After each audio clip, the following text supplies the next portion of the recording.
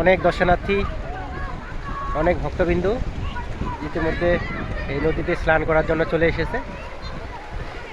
আমরা সকাল সকাল আসছি জন্য কিছুটা মানুষ কম, অনেক ভক্তবিন্দু ইতিমধ্যে চলেও গেছেন।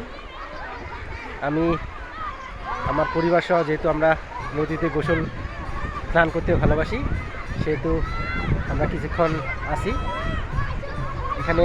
এই ঘাটে একটু জল কম, এই জন্য আমরা এই ঘাটে অবস্থান করছি, কারণ যেহেতু আমার পরিবার নিয়ে আসছি, কারণ বেশি জলে গেলে কোনো দুর্ঘটনা যেন না হয় সেই জন্য আমরা আসছি।